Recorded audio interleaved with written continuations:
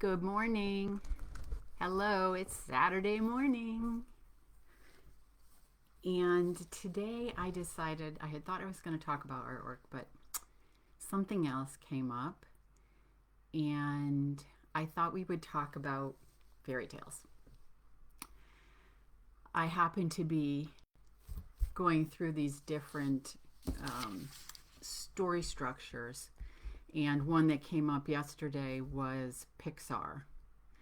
And they have a specific story structure that they follow, which works for their movies because they hit almost every single movie goes out of the ballpark in terms of responses that they get to it. So they follow these 6 steps, and it appeals to people. So I was reading through this one article by this guy, and he was talking about this one section about how great stories are surprising, he said, and unexpected. So he said, and I quote, I wrote this down. We've all seen the classic fairy tale storyline, a helpless princess in need and a charming prince swooping in to save the day. He goes on to comment, boring and totally outdated. So archetypal stories are stories that resonate at the level of the collective. And they resonate with a lot of people, and they tend to be able to transcend time and place. So for fairy tales, some of them go back generations. They go back hundreds of years. And in the case of Beauty and the Beast, it goes back thousands of years. So what this author might call boring and ho-hum, the fact that it has stayed with us for thousands of years just is an indication that it's resonating with the collective. Because when a story no longer resonates with the collective, it's no longer told because there's no interest in it. So you might think that's an exaggeration to say thousands of years. So Beauty and the Beast, the version that most of us are familiar with is this one, de Villeneuve, the bones of it, which is from 1740. Yeah, you can see I've read part of it, not the whole thing. It is involved. It is an in-depth story. It's like, you can see, it's a lot of pages here. Oh, they're not numbered. So anyway, it's very long. And then the shorter version here by Du Beaumont is from 1756. She shortened it. So this is closer. It's not the Disney version, but it's closer. And it's kind of neat because it has pictures and stuff in it. I'll try to find one. Oh, here's one. Isn't that cool? It's a great little book. Highly recommend it. Beaumont's version. Easy to read. But the story before that was written by Apuleius. I'm probably not saying that correctly. But it was a part of a bigger work that was called The Golden Ass. And this section was called Cupid and Psyche. So Cupid has been a little bit kind of taken over in the West by Valentine's Day. So we tend to kind of shift calling him Cupid to either Eros or Amor. So those would be the Greek and Latin versions. And so that's the deeper part of the story. And then not only is that story, which he wrote, is in the 2nd century AD, but that they found in Greek art, the 4th century BC, they've found work that refers to Cupid and Psyche. So you can see, or Eros and Psyche in that case. So you can see it goes back 4th century BC as far as they know, which, we can probably assume. It just might go back even further than that. That's just what we have evidence for. So according to this author, this is a boring story that's totally expected and outdated. So you could say it's outdated, but so my question would be, why would it resonate with the collective? What is it saying that is making this so compelling to us?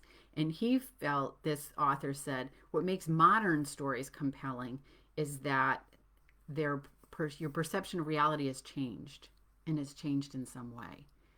And so, in fact, you could say this about this story, like Beauty and the Beast we're talking about specifically, that in fact it does do something. So the question is what?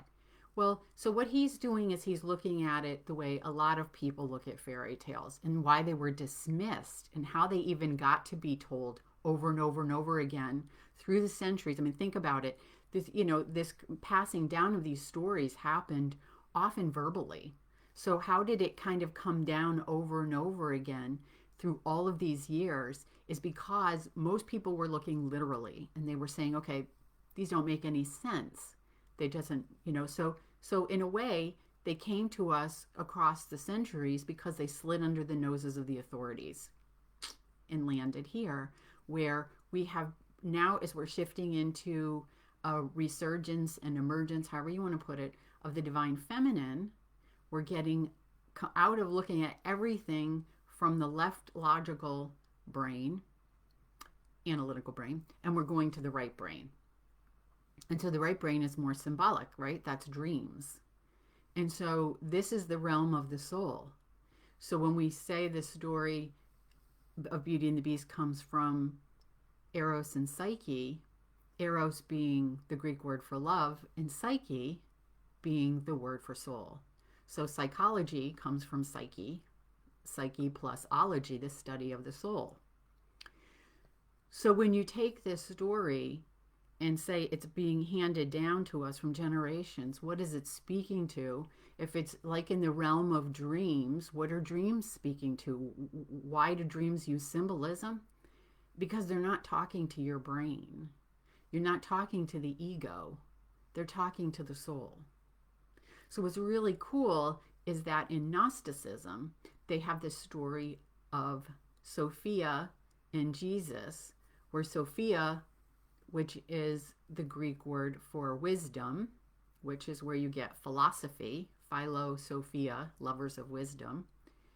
So Sophia falls into matter, and she's trapped here, and then Jesus incarnates in order to rescue her. Sound familiar? Sound like, I don't know, a fairy tale? And so the idea is not that Sophia is helpless, caught in matter, and needs to be rescued by the handsome prince. But Sophia is wisdom, is the soul that is in the world. And what happens when a baby is born, let's say a baby is the soul is born, and then everybody tells the baby who it is.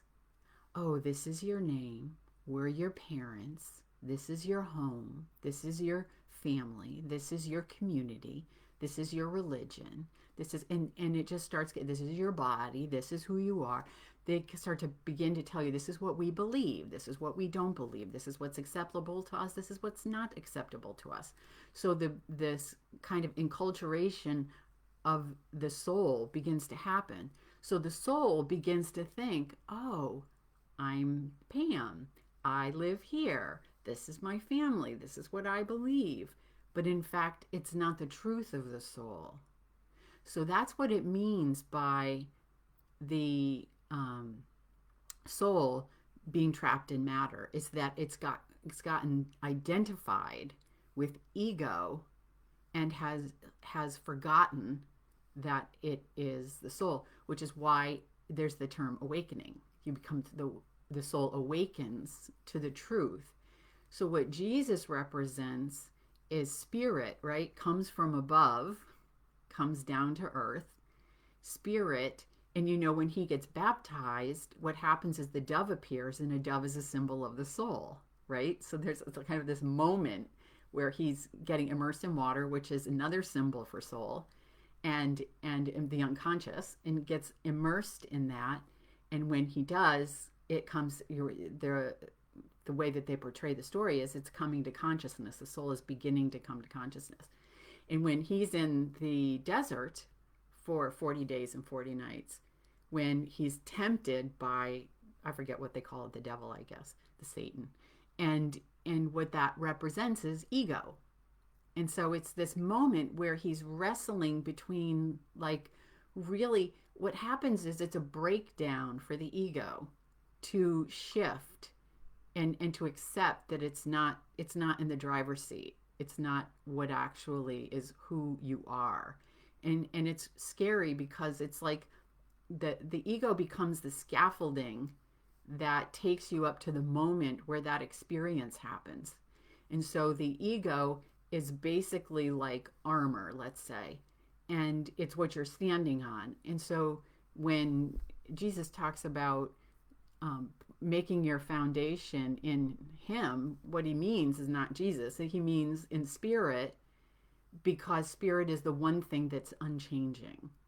So when you look at the story, that's who we are, the ego, that changes, that evolves. I could change my name, I could change where I live, I could leave my family, I could leave my religion. So those things aren't me. And so the spirit represents the thing that's the one thing that's unchanging, that you, that part of you that exists from the beginning when you're the baby, that presence that's always there, that's always unchanging. And that part of you is what awakens the soul. So that's the point of this idea of like rescue. And like when you see the idea of Jesus on the cross, that's the above and the below, which is spirit, and then the horizontal, which is soul, which is like the earthly plane. And when these two come together on the cross, the ego is getting wiped away for finally. Like it's like the final moment where that's happening. And so when that happens, then it says the veil is rent asunder. And that is when the Holy of Holies is revealed, which is the truth of the being, the divine, which is in you. So anyway, so I kind of skipped over, I didn't finish the part where he's being tempted in the desert. Like, what am I? And what is, and it is kind of that polarity that you'll see between the opposites. This comes up a lot when you're doing inner work on your own inner journey. You may really be surprised, like there's this part of me that wants to do this, and there's this part of me that doesn't want to do this, and there's this part of me that wants to be this, and there's this part of me that doesn't want to be this. And so you'll notice, and I've had dreams about this, about the way to move through these passages of the soul work, where you're in this, what they call kind of like a conflict of the polarities. And when you do that, and when you sit with it and allow the conflict to be there, is when the emotion, the tension rises of that. And when the emotion usually kicks over is when that the energy goes out of it, and then you can move forward from there. So now let's go back to Beauty and the Beast. What is this? What are these fairy tales telling us? So what I believe that the fairy tales contain patterns. And so when you hear a story, especially in childhood, where you're being told this, it's like an archetypal pattern. And when you get the archetypal pattern on an unconscious level, that's where it's going in. It's going in symbolically. It's like the Wizard of Oz. The Wizard of Oz hasn't persisted. Frank Baum published that in 1900. And he didn't, I mean, it's been shown all over the world. Now think about it, like how crazy is that? This little girl who, goes on an adventure with a tin man, a scarecrow, and a lion with her little dog. I mean, like, it's fantastical. I mean, like, and goes to visit a wizard, and there's, the witches. And so, I mean, it's not something that you would really think would be something that would permeate through time. So, or persist through time. So, there must be something else about it. And that is that it's speaking to the soul journey. And I'll do the Wizard of Oz on another day, because it is fascinating. But so Beauty and the Beast And these stories have these patterns in them, and they resonate with us because oftentimes it will resonate, a particular one will resonate with us because it speaks to our own journey in a way that the others might not. So you might find that, Cinderella or Rapunzel or Beauty and the Beast, like one of them might resonate a little bit more because it might be more aligned with your own journey. And so what it does is, so when you hear this story, what it's doing is it's going into your unconscious and it's saying, this is the way through. This is it's speaking to your soul. So it's saying, okay, here are the seeds for your awakening. And this is when you come to this challenge, this is how you get through it. So there's this perception, like this author I was talking about before, that the girl is helpless. But when you really look at it, it's actually, they're really brave. They're like these heroines. And the fact that we've been told over and over again that they're these helpless victims waiting to be rescued is just completely not true. All you have to do is read them. So I have read Grimm's and gone back to or in this case, Beaumont. I've tried to kind of go back a little bit to the purest version of them that I can find without, going back thousands of years. And to see, like, what is actually happening here. So if you look at Beauty and the Beast, her father their family is living in the city, and they're very wealthy. And the father loses all his money. The mother is dead. Again, which we see over and over and over in fairy tales. Why does the mother die so much? Why is the mother, why is she replaced with a stepmother?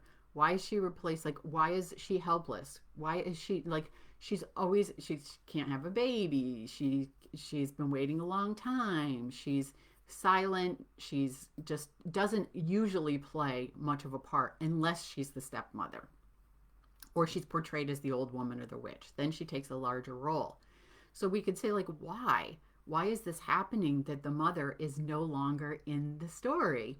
And all we have to do is look at the Western culture to know that, the feminine is not here. The mother is not here. And so the fairy tales are speaking to that. What is the opening? The opening is often about a lack of generativity, a lack of something.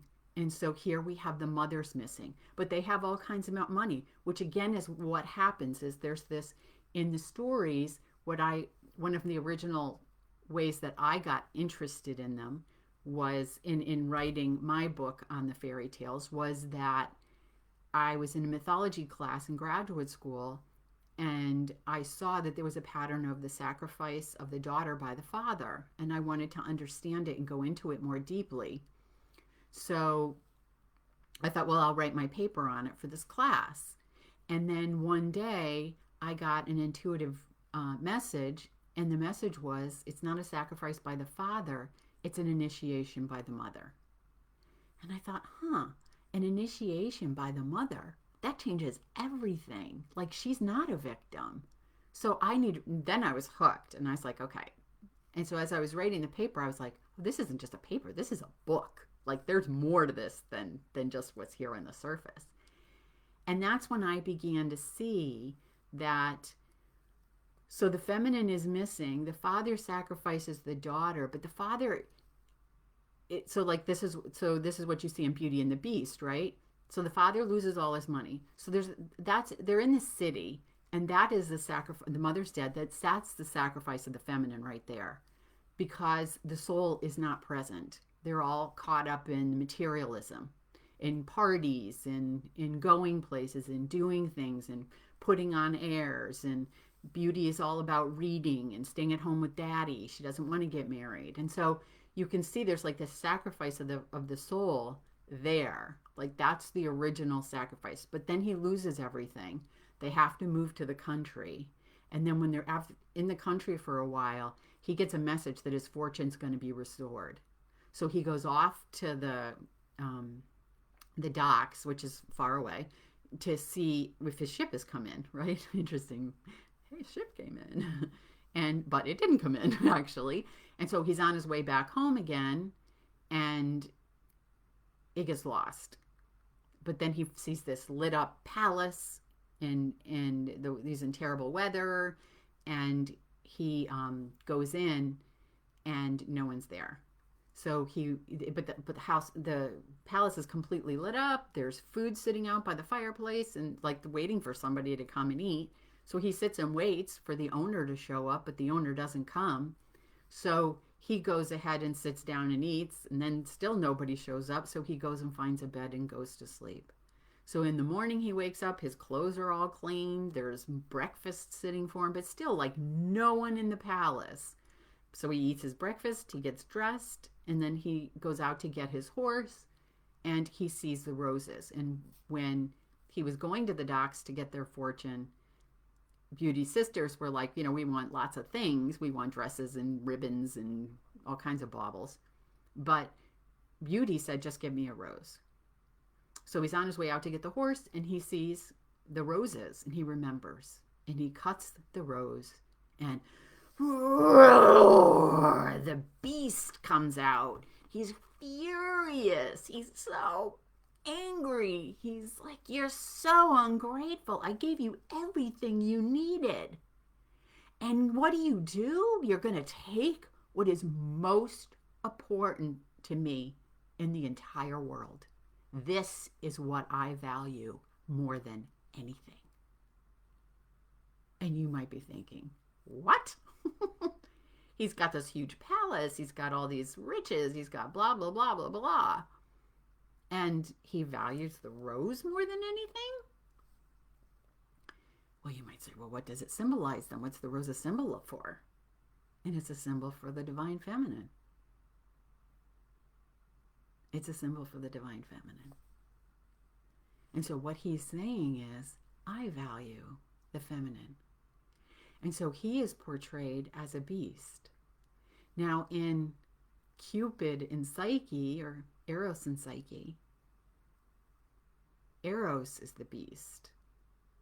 At one point, because I won't go into the whole story there, but at one point, Psyche's parents are told to sacrifice her to the beast. And that's where the parallels you can see.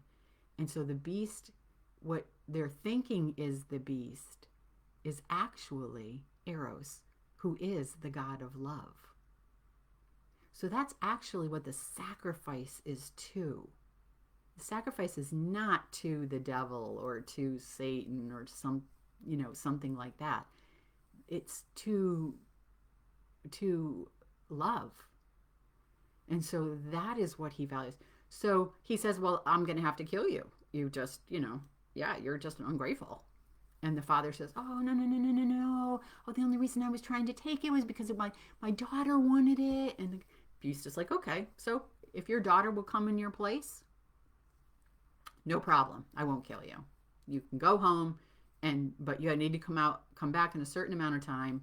And if you bring your daughter in your place, you're good to go.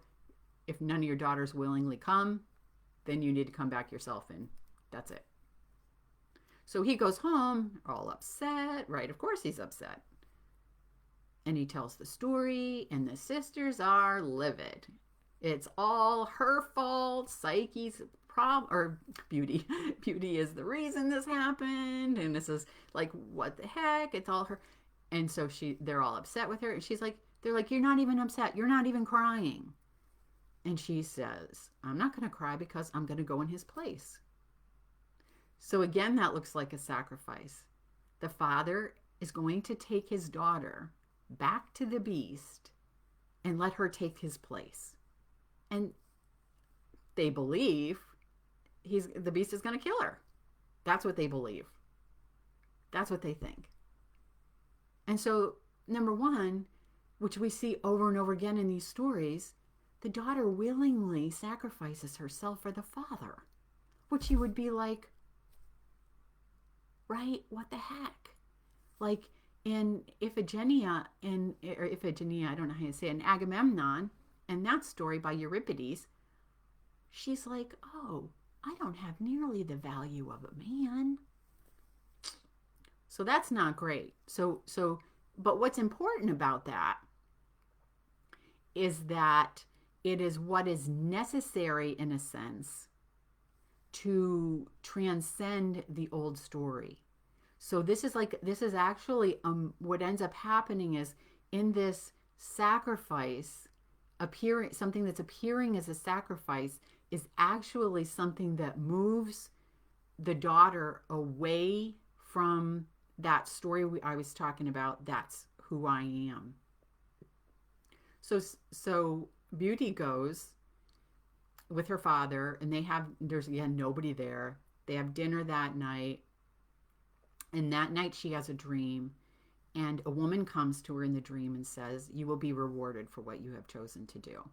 So we could say that she is facing a fear and going through the fear, and in the process of doing that, what she is doing is she's moving away from the father consciousness and toward a new masculine consciousness, in essence, that actually values the feminine, that was willing to take her instead of the father. So in a sense, it's like, see, already this new masculine sees this difference, or doesn't see the difference, and is willing to take the feminine and sees it as an equal or at least an acceptable, right, substitution. So she has a dream. It says, "You will be rewarded for what you have chosen to do." The next day she wakes up, the father leaves, and he leaves with all kinds of money. Beast keeps, said, "Take whatever you want, take treasures, take blah, blah, blah." And so in the morning she wakes up, the father leaves, and she begins to look around the palace, and she sees there's an apartment in the palace with her name over the door, and it says Beauty's room. And she goes inside, and all of her favorite things are there. There's books, and there's music, and there's just everything she could need. And so she begins to think to herself, maybe this isn't my last day on this planet Earth. Maybe he's not going to kill me, because here, in fact, is everything that I love. And why would they bother going to this trouble if I wasn't going to live?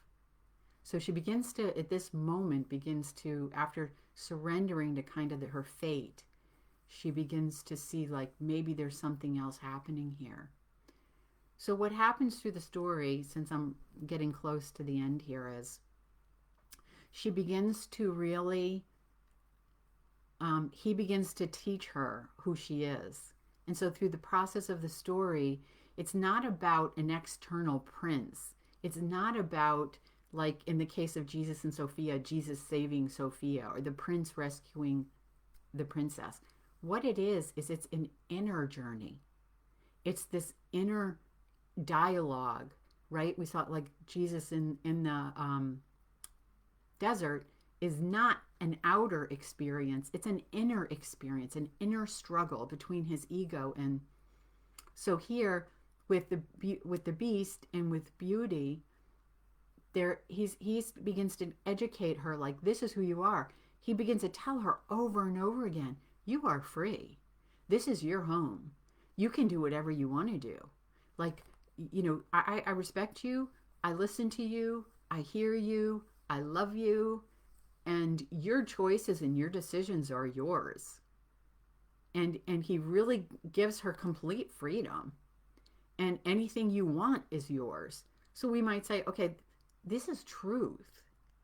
These are actually truths that he is revealing to the soul. You can be whatever you want. You can have what you want. This conditioning that you had as the ego is completely not the way the world works. It's not who you are. So he's beginning to educate her, like again, it's not the he, but you might notice in your own life, which I have, how many times, like, it wasn't somebody outside of me necessarily that was like, oh, this is what you need to do. It was these little inklings. I was a corporate interior designer, had an amazing job. Something inside me was like, something's not right.